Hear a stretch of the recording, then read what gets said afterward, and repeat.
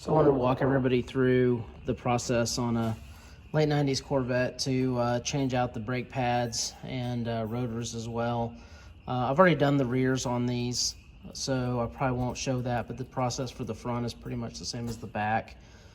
The first thing you want to do is get under the car.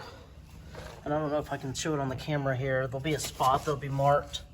So I think about right there, or right here. And it's got the little arrows, and it says lift here. So you're gonna look for those pinch welds, and you're gonna lift the car up there. You're gonna want to use obviously like a jack stand, support as well in case that fails. You'll notice here on the rear, the caliper is gonna be on the front side of the tire, right here. On the rear, on the front, you'll see they're actually here on the back. But you've got a lot of room, work room here to kind of reach around back here and access all that stuff, so it makes it easy. If you have these style rims, I think these are the stock ones. Something to note: these caps here are plastic, and they twist off. And then once you take those off, the actual lugs are underneath it. I was able to use a 19 metric to get those off. And then on the caliper on the backside, there's two bolts that hold these on. You're not technically, from whatever, supposed to reuse these. You're supposed to buy new replacement bolts, but they also use Loctite on them as well. So I guess if you're going to reuse them, at least put some Loctite on it. Those will be 18 millimeters. Check your toolbox. For some reason, a lot of my wrench sets and things didn't have an 18 in it. And I had a deep socket 18, but I didn't have a shallow socket 18, which made it a little bit hard to get in there and work. So that worked pretty well. For some reason, my 11/16 and 13/16, didn't work. So I don't know quite what was going on there. And even the 5/8 didn't seem to fit. So 18 was the magic wrench for that. And so once you take those two bolts off, everything will just kind of slide off without a whole lot of issue. And then the rotors themselves are not held on by anything special. So underneath the cap here, I don't know if I can get this cap off to show you. There's a cotter pin, and there's a castle nut on there. You don't need to take any of that off. Do not take that off.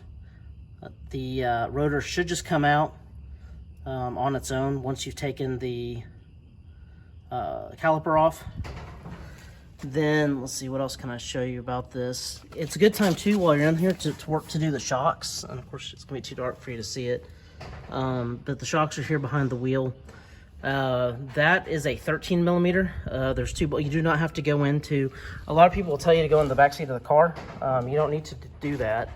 What you need is just a 13 millimeter. There's two bolts on the top. You take those out, and then on the bottom, I don't know if you can see this. Let's see. Okay, you can kind of see that piece down there. I can't remember what size that was, but basically you can run that off with an impact, and it's just a single bolt that holds on the bottom of the shock. So you can basically take those out. When you go replace that though, the trick to it is you're probably gonna have to use a jack to just jack the right under the suspension there, because with the new shock, you're not going to be able to push on it hard enough to get it to go back into place. So you're going to have to pump that thing up a little bit. So getting back here to the front, the front shock's going to be a little bit different story. I'm sorry I didn't get a good photo of the back, or but if you just kind of follow my directions, again, take the wheel off, 18 millimeter on the wheel, then go ahead, and if you wanted to take the calipers off, you just go ahead and use an 18 on those. The pads, what I like to use, like to use like a big C-clamp like this, and use an old brake pad, and just you'll want to take the let's see, I should go over there and do that. You're going to want to take the lid off of the master cylinder, because as you push that, it's going to push fluid back up. So you'll want to do that. And then what you'll want to do is, like I said, once you push that back, you can put the new pads in. And that's another thing to show you in terms of the pads. So there's two different types of pad there. You can notice that this one doesn't have a wear indicator or anything on it. That goes on the front side, or the side that's facing you, the closest to you. This one that has a little wear indicator, which is this little tab here, that's the one that's going to go on the back of the caliper. And these little pins up here, do not bend those. What you essentially do is they pressure fit in. There's molding into the pad, or the way the pad is formed. You can get you push those in there, and these keep the tension on that when you put them in there, and then they fit into the grooves on the respective sides. But this one with the wear indicator right here, this little metal tab, that always is going to go to the back further away from you, and then the other pad is going to be closest to you. And then obviously the metallic side points towards the rotor if it's your first time changing out brakes. And then you can see that this is what the old shock looks like. This is probably also worthwhile as well. Just notice that the shocks for the rear have this hole in the back of them. Some of the style, like the front one, actually has 2 winglets on each side, so they look like little bolt holes on each side. And then the other thing I would pay attention to is look at how far down there's going to be rubber pads here that you're going to squish down on there. The new shocks will have that pad. Just make sure that you put those down to match. Those are going to help sound dampen. So anyways, that was the rear in a nutshell. Sorry I didn't have any. I'll see if I can find some photos or something to overlay in the video. But we'll go ahead and start on the front here. So the first thing I'm going to do, I've got my drill out, and I've got a 19 loaded up. I'm going to go ahead and take these couple plastic caps off, and then actually take these actual lugs off. Unfortunately, at some point on this tire, I lost one of the center caps, so I'll have to order another one of those. But I'll be back right as soon as I get that done.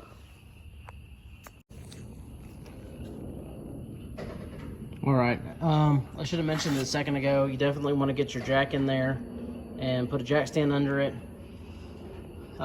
So I removed the bolts and the lugs. Those are off. And now you can see kind of here, these orientations are a little bit different than the back. So the front one, there's one here, and then there's one kind of right below it, right here where my finger is. It looks like these on the front are actually, what do I have on here, 21 millimeter. We'll get those off, or equivalent. Another good thing, like I said, I'm already going to change the shocks here, but you can see here, a little bit different style shock than on the back. There's a nut on the top that you have to get a hold of. You'll probably have to use pliers to hold that, and then work the nut loose.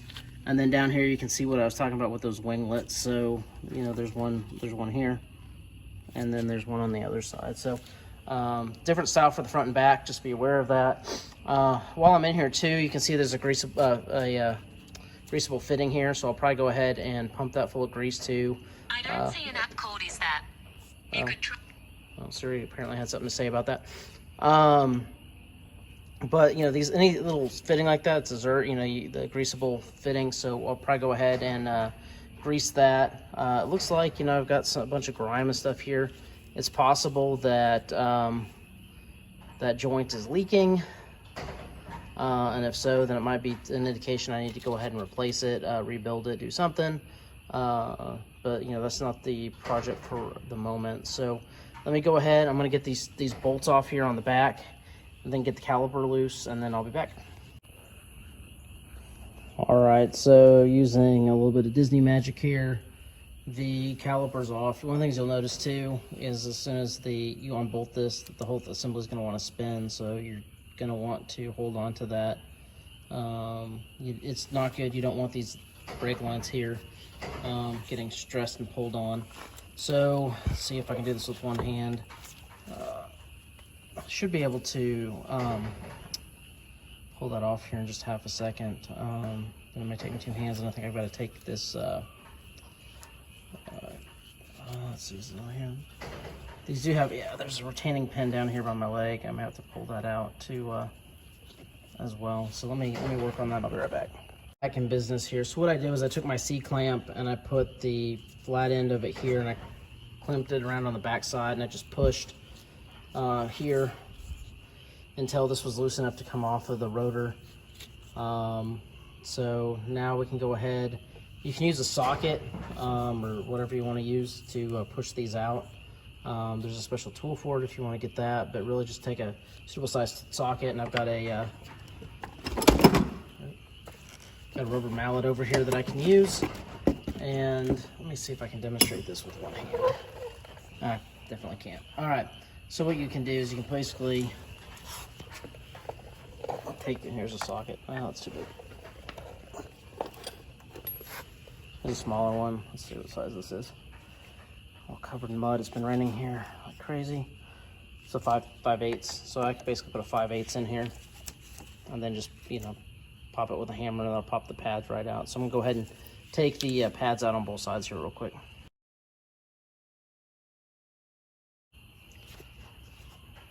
All right, literally just 2 blows with the hammer later here.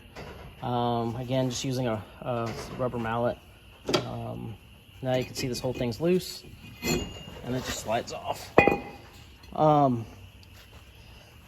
This rotor, obviously it's a little older. It's got some wear on it. You know, you can feel a little bit of grooving here, stuff like that. Probably not a good example. Let me see if I can find, put this over here with that one. And don't mix those up either. I look like, just at glance, maybe they're different sizes. I think they are different sizes. Yeah, you can see there's a different, the rear ones are much bigger than the front ones, so you don't want to get those confused. Let's see here. I'm trying to be able to see this in the dark. This is good old Texas spring night here, right before the rain shower's coming in. All right, so here's, oh, this thing looks bad. But here you can actually see a gouge. So where I'm running my finger here, it's a pretty deep gouge. That's what kind of led me down this path of replacing these. Was apparently the pads on the rear side, passenger or driver's side, got real bad and scored everything up. So again, this is kind of what it all looks like disassembled. I'm gonna go ahead and get the shock off here. Sorry, I keep covering the camera up. One of the things I like to do is I just take a jack stand and then I'll just use it and just prop up so we're not really stretching the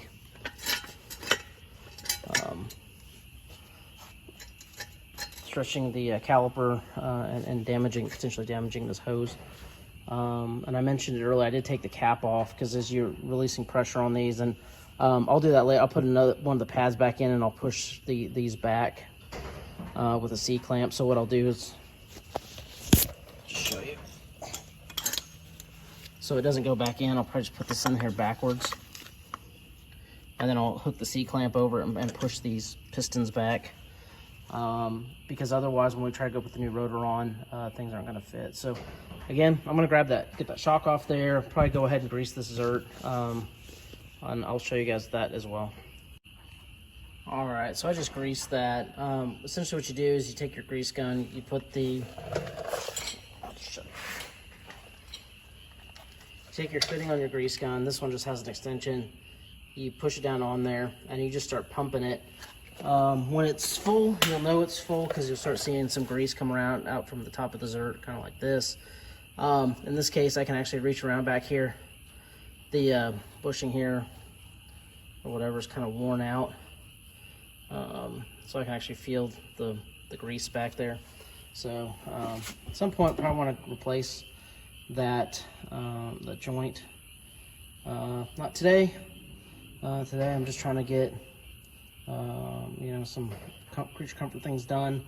But at some point we'll go back and do that. Just while it's off and you have access to it, it's a good time. You could do it also when, in this case, because of the way that the fender's cut out, you could actually access that anytime. But in here doing it, I got the top bolt off. That top one was, what did I decide that was? I believe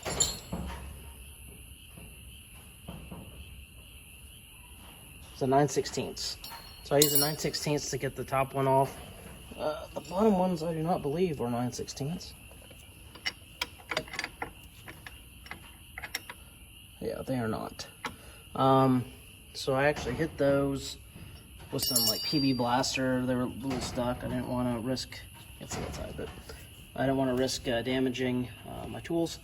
Trying to torque on it too much, so, and I was having trouble getting a socket on it, so, and with the breaker bar, so I'm gonna go ahead and let that go. The other thing I'd mention about this is if you don't have some weight under it, like right now I don't have a jack under this holding, like I would probably jack like right up under here. If you don't have something on there to put some tension on it, that springs or that shock's gonna be under tension, so that top is gonna fly off, so just be aware of that. Not a big deal if you lose it. It's included in the kit. You know, they normally have replacements.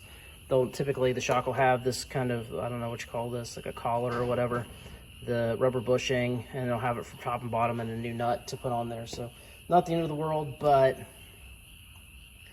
just something to be aware of. So I'm gonna go ahead and let that PB blaster set in. I'm gonna go ahead and take my C-clamp and take my brake. I'm not going to use this back side because they'll get stuck back in here again. I'm just going to use this and push those cylinders back while I'm waiting on that penetrating oil to do its thing, and I'll get back on getting the shock off. All right.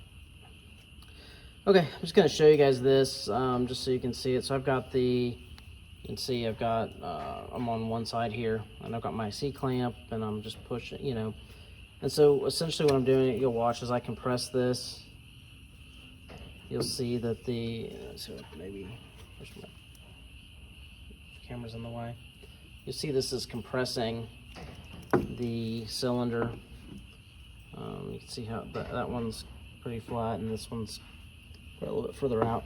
And so I'm just going to do this on each side till I push them down as far as they want to go. You do not want to try to beat those back with a hammer or anything like that. Ask me how I know. Those pistons, I actually damaged a Super Duty, my own personal Super Duty, damaged one of the pistons and had to order a new caliper because I was trying to push it back with a hammer and ended up cracking it, and it started leaking real bad. So you always want to go gentle with the clamp and just kind of push it back. I kind of wait, okay, just, you know, to let the pressure off. I've taken the cap off of the master cylinder, and I just kind of like to slowly let these things kind of release pressure, and then I'll do this side, and then I'll take the C-clamp over and do the other side. If this one just has, there's not a hole in the middle, otherwise I would just put the C-clamp in the middle and pry it evenly, but on this one I have to do each side independently.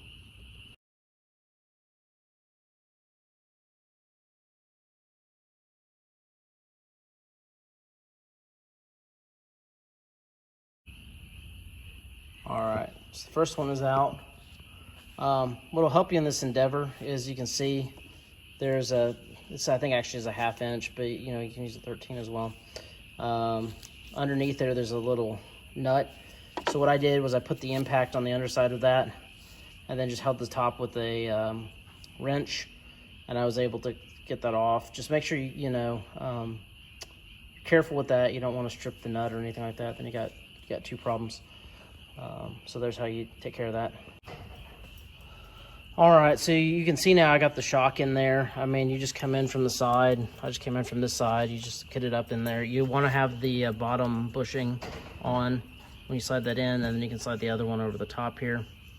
I haven't tightened this down yet all the way. You obviously have to put it all together first. I noticed on the other one it was down about the width of my thumb, so that's how far I'm going to ratchet this thing down. On this one, the other thing that I said earlier, you'll notice here there's a pretty sizable gap. You know, it's a couple inches, so I'm not going to be able to hook this up.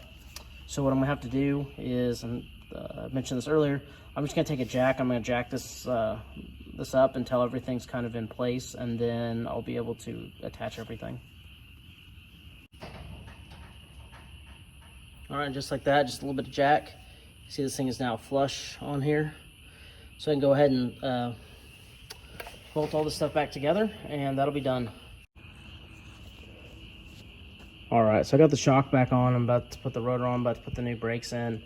Just something real quick, and I'm a little bit baffled by this, so we'll see what happens.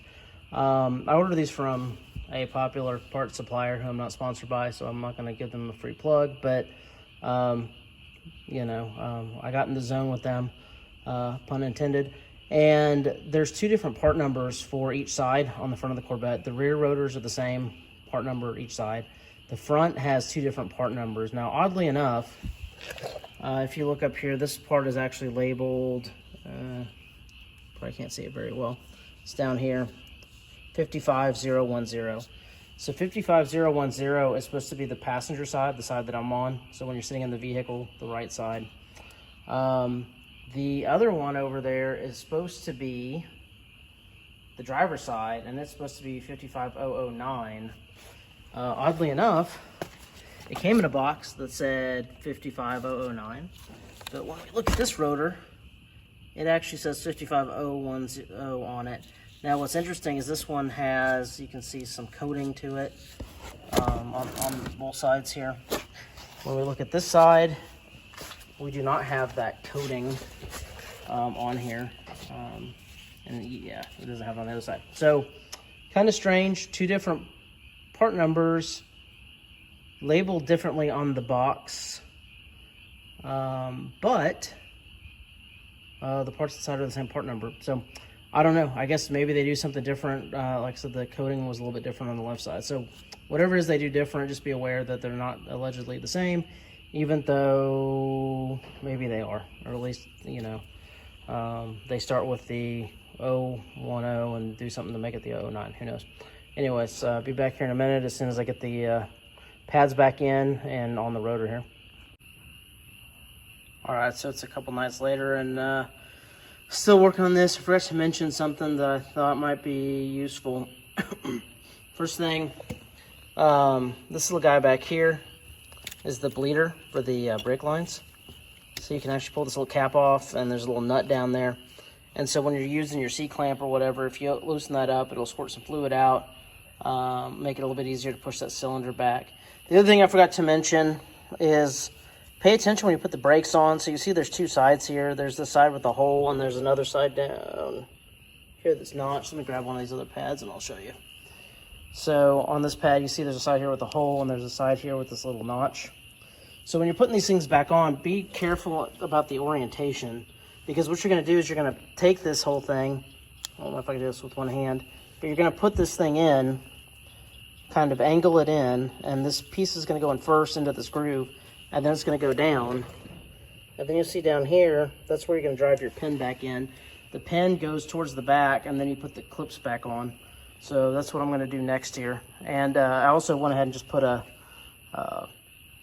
lug on here just to keep this whole thing from flopping around.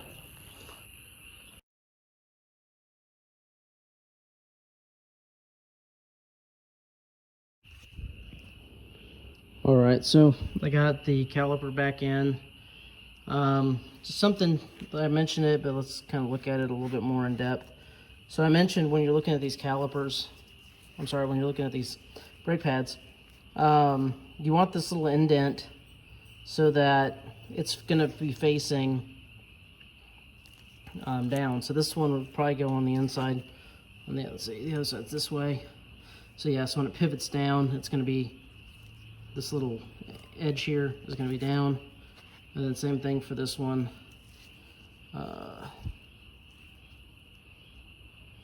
trying to translate this. Yeah, so same thing. And then this little edge here is going to be down.